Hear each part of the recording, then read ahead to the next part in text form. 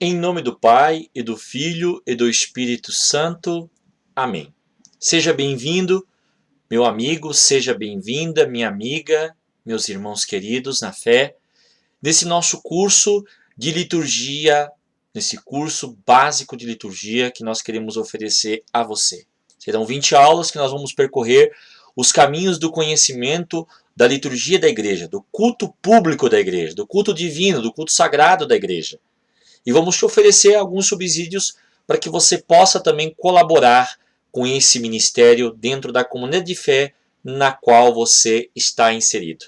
Eu, Padre Luiz Fernando Bertol, te saúdo nessa caminhada e espero que este curso seja profundamente significativo para você nesse caminho o qual você irá percorrer. Bom, sem mais delongas, hoje nós começamos o nosso primeiro encontro falando das noções fundamentais de liturgia. Vamos conhecer um pouco desses conceitos do que vem a ser a liturgia. Eu destaco aqui um texto extraído dos Exercícios Espirituais de Santo Inácio de Loyola, que é uma obra muito interessante para você que quer fazer uma caminhada espiritual, uma caminhada de reintegração espiritual. Ele traz para a gente o dever do homem para com o seu Criador. O homem foi criado para louvar a Deus, para prestar-lhe reverência e também para servi-lo. Essa é a tríplice finalidade da criação. O louvor, a adoração e o serviço. Louvor, adoração e serviço. Nós reverenciamos a Deus por ser aquele que nos deu o dom da vida. E celebrar a liturgia é celebrar isto, o dom da vida, o mistério da vida. Não apenas no intuito de salvar a nossa alma, eu vou além daquilo que Santo Inácio fala. Eu digo a você que o maior objetivo é realmente a reverência àquilo que Deus já te deu. Deus já nos deu muita coisa, Deus já te deu a capacidade, Deus te deu a inteligência, Deus te deu o dom da vida e você reverencia por meio da liturgia a tudo isso. A espiritualidade litúrgica envolve isso. Se a liturgia for apenas um conjunto de rituais, ela perdeu o seu sentido, ela perdeu o seu valor, ela perdeu a sua importância, o seu significado. A liturgia não pode ser meramente um conjunto de rituais mecânicos. Ela tem uma espiritualidade, ela tem um envolvimento sagrado.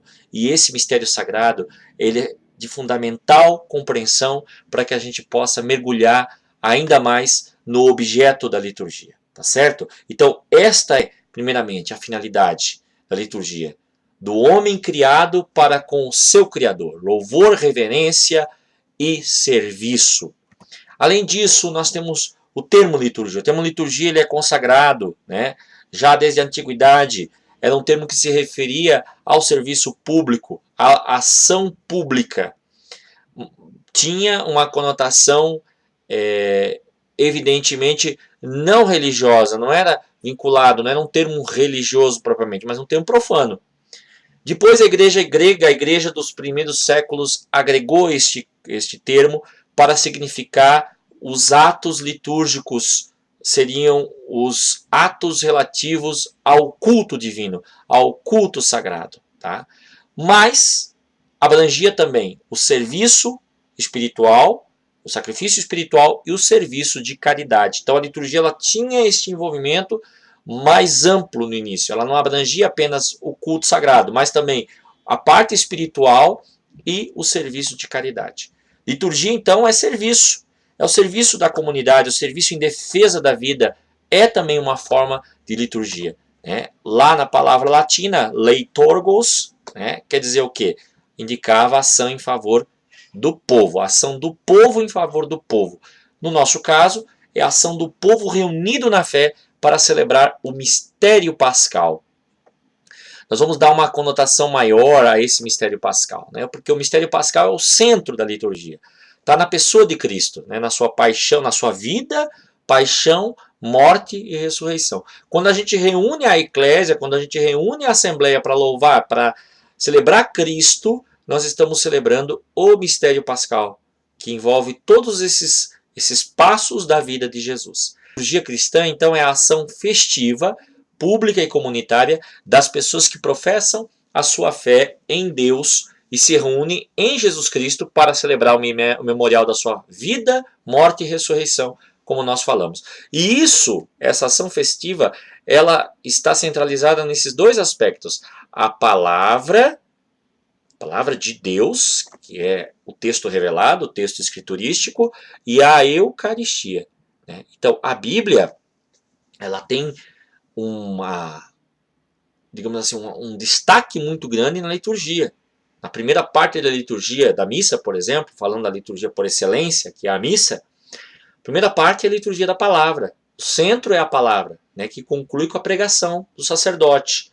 E a segunda parte é a Eucaristia, o centro é a Eucaristia. Então nós celebramos ali a consagração e o ápice é o momento que a comunidade cristã, a igreja reunida, ela se vincula a Cristo, ela se une substancialmente a Jesus Cristo na Eucaristia, né? Jesus Cristo se faz um conosco. As partes essenciais da celebração eucarística, elas foram instituídas pelo próprio Cristo, segundo o nosso entendimento como igreja. Porque Jesus, na véspera da sua paixão, estando para ser entregue, ele celebrou esse mistério. Ele disse, fazer isto em memória de mim. Então ele celebrou a ceia, que é a Eucaristia por excelência, na presença dos apóstolos. Por isso que também os apóstolos são os continuadores dessa ceia. Por isso que a igreja precisa ter a sucessão dos apóstolos, a sucessão apostólica para celebrar esse mistério eucarístico. Tá certo? Além disso, por exemplo, nós temos o Pai Nosso.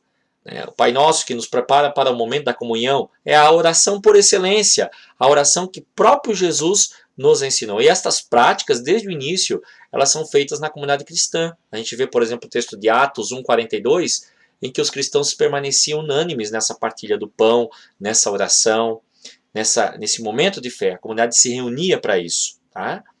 E Jesus é a perfeita liturgia do Pai. Ele é o servo de todos. Então, a liturgia é isso. Nós falamos lá no começo, né, que o termo liturgia vem do grego e significa serviço. Então, Jesus é o servo por excelência. Por quê? Porque ele deu a sua vida por todos nós. Ele nos favoreceu com o dom da vida. Ele nos entregou a sua própria vida para que nós tivéssemos vida em Deus. Ele se fez homem para que nós pudéssemos ser imagem e semelhança de Deus.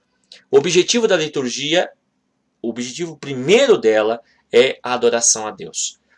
Que se dá de que maneira?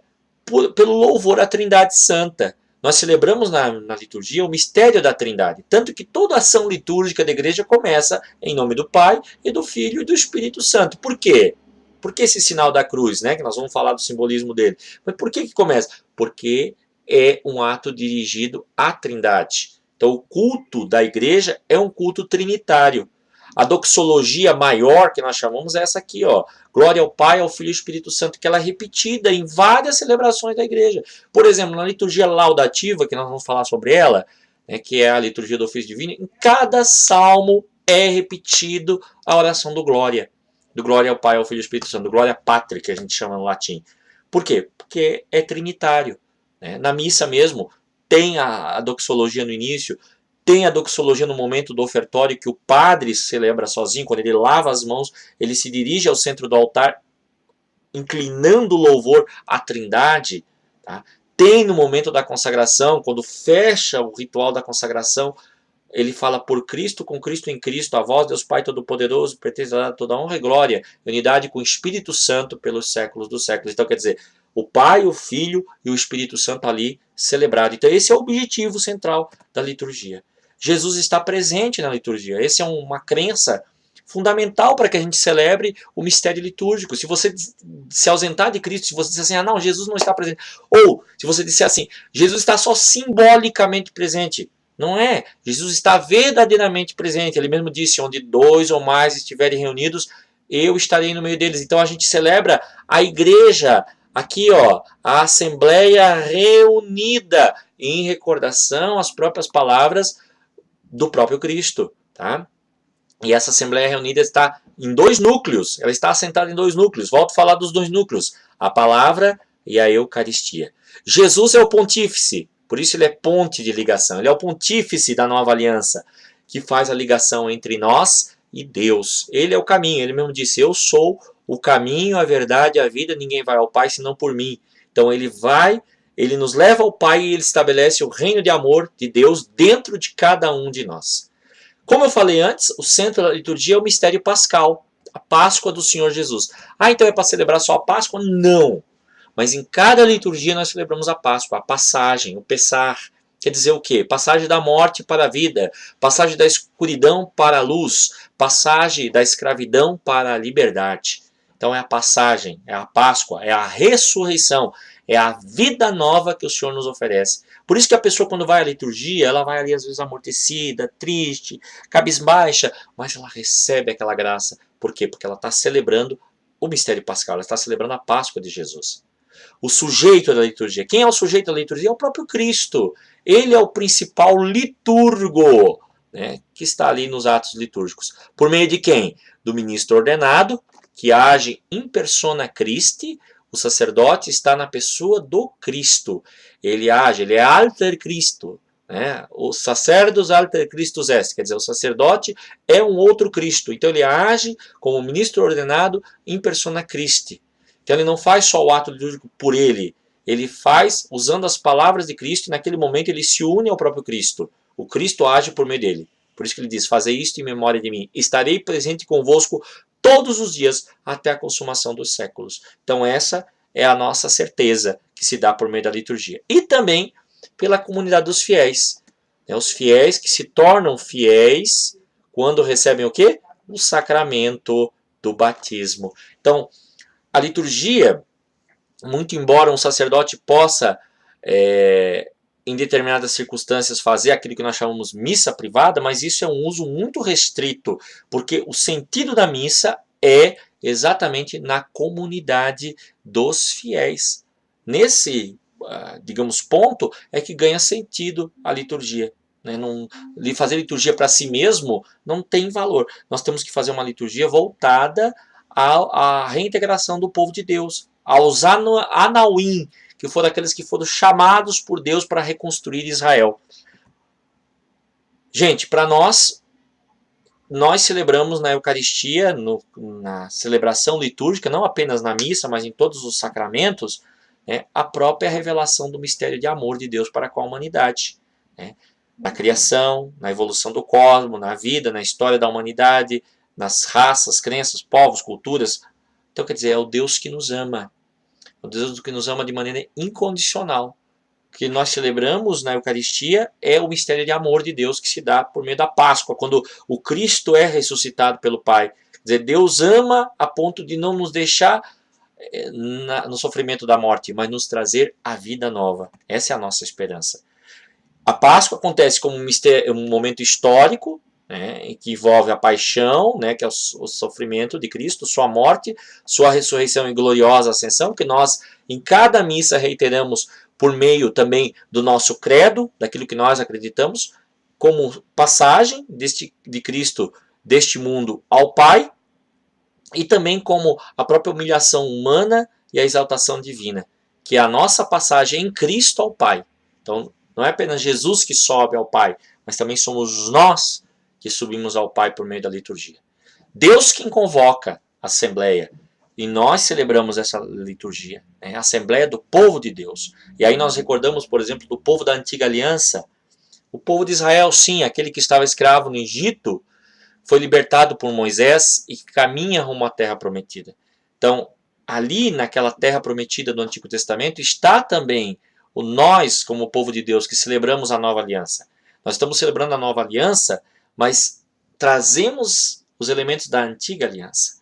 Então aquele povo vai crescendo naquela Páscoa, naquela restauração, naquela renovação, e é isso que acontece conosco também.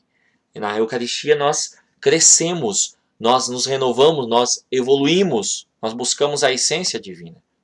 E Deus nos chama e nos convoca para a celebração dominical. O domingo é o centro da nossa vida litúrgica. Nós vamos falar aqui a pouquinho sobre o domingo, Então o domingo é o dia do Senhor por excelência. Lá na Antiga Aliança era o Shabat, era o sábado. Era o dia em que nós recordávamos, que o povo de Deus recordava a sua libertação da escravidão e também a criação, os louvores entoados à criação. Nós somos o sacerdócio régio, a nação santa, a linhagem escolhida, chamado das trevas para a luz. Antes nós não éramos povo, mas agora somos povo de Deus por meio de Jesus. Jesus é o caminho, a verdade e a vida. Jesus é a luz do mundo e que nos leva ao Pai, tá bom?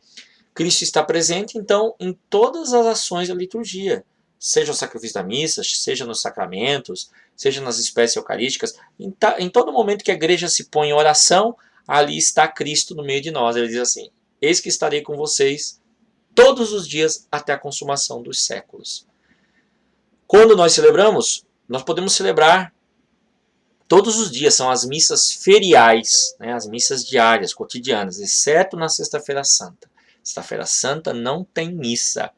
Agora, o dia litúrgico por excelência é o domingo. Por quê? Porque o domingo faz a distinção entre a comunidade cristã e a comunidade judaica, né, que celebrava no sábado, nós celebramos no domingo, porque é o primeiro dia, é o dia da ressurreição, é o dia do Senhor. Antigamente, na cultura pagã, era o dia do sol invicto. O cristianismo vem substituir essa cultura pagã, mas usa o mesmo dia para dizer: olha, não é mais aqueles deuses lá, o Deus é esse Deus, né? E nós celebramos na pessoa de Jesus, tá? Então é o primeiro dia da semana, é um dia importante para nós, porque nós nos recordamos também da ressurreição de Jesus, da vida nova que o Senhor nos oferece por meio dessa ressurreição. Ok? Então esta é a nossa primeira aula. Eu quero falar para vocês sobre esse assunto, dizer da minha alegria de poder estar compartilhando este curso com vocês, esse curso de liturgia. Eu quero que esse curso seja extremamente útil para você que está comigo, que está começando esta caminhada, né, de 20 aulas, hoje é a nossa primeira aula tão somente, e que nos leva ao conhecimento dos aspectos básicos, dos aspectos essenciais da liturgia. Que você possa participar. Baixa o material aí, tá bom? Esse material em PowerPoint que a gente está disponibilizando. Faz essas 3 questões. Coloca lá na plataforma as suas dúvidas, as suas sugestões, os seus comentários, para que a gente possa também interagir com os demais colegas.